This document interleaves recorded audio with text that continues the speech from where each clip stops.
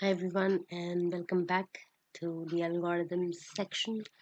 And today we'll be discussing about the clustering algorithms. And this is an unsupervised machine learning. And today we'll discuss K-means. And this is me. So let's start. So first of all, let's just go through a brush up of clustering algorithm. And we understand with the help of this image that the similar data, the homogeneous data, are being clustered into separate clusters, and we work with unlabeled data, we work with unknown data, and we have to cluster them as per their similarity. So what we do is, this is pre-clustering, this is post-clustering, and we see that how the algorithm really works and trains the data well and models them into cluster. So it becomes easy to identify the data. Now we come to various algorithms which achieve this, with the help of which we can achieve these clusters. So the first is K-means. Now this is the most commonly and widely used algorithm. And here what we do is, we partition n observations into k clusters. So this k clusters, we have to define it, okay? And this is again based on hit and trial method and on past and on experiences also, that you divide the observations, whatever observations you have, about thousands, tens of thousands of observations, and they are divided into n k clusters, okay? Now there are three steps which then follow. First is initialization. That means k has to be initialized at random. So you provide one centroid, okay, a mean by random that has been initialized. And what happens, that suppose this is the mean I have taken, and after that the remaining data would be clustered around that mean. All right.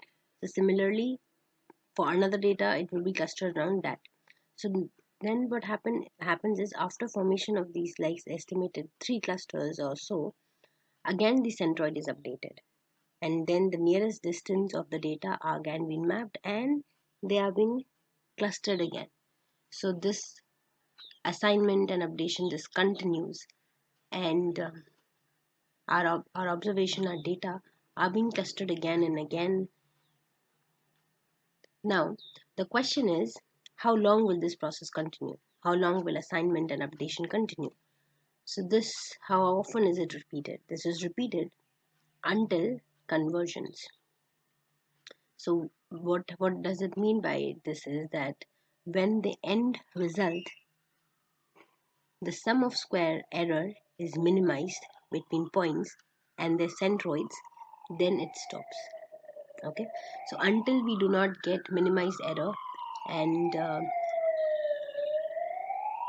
it is not minimized, you know the error, the square error between the point and centroid, until it is not minimized, we will repeat the process.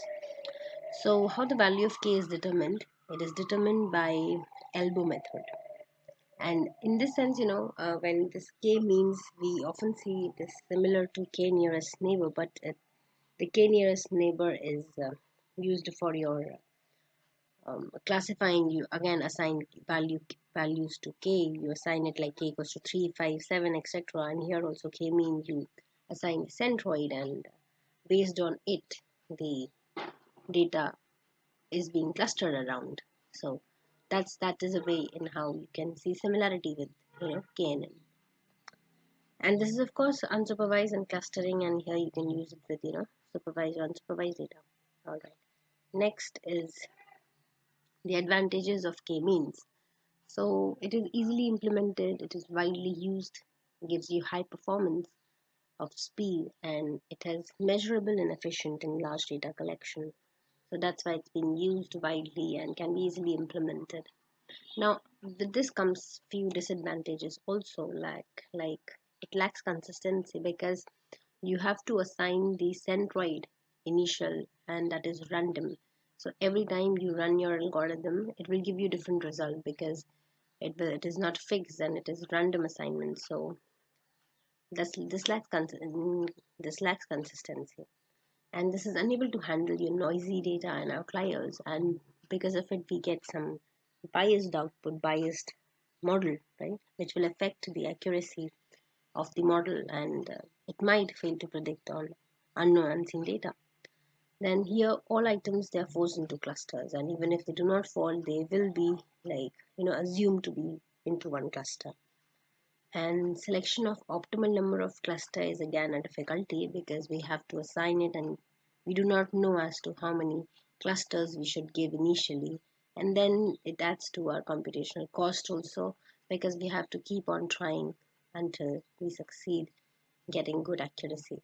So now coming to the applications of K-means clustering, and it is used in hazard mapping the earthquake prone areas, and they are divided into zone 1, 2, 3, 4 according to their hazard. So it's useful in hazard mapping, in town planning, as we've discussed in previous videos, the city planning and town planning, land use, and land can be divided into various types like degraded land, agricultural land, wasteland, or deforested land, or is it prone to desertification, etc. Then you've got image segmentation. You segment the image into various parts, right? And you've got document clustering, or you can say document segmentation. Again, you want to segment few parts of document which belong to particular category, another belong to another category. In taxonomy, wherein you have to classify or cluster the species of flora and fauna. In marketing and sales, for targeting customers and products, etc. So herein you can use this K-mean clustering. So these are the real life examples wherein this algorithm would work. And that's it for this video. And in the next, we will see another clustering algorithm, which is K-median. And please refer to the website. I'll be providing it in the link description box and for further clarity. And stay tuned. And thanks for watching.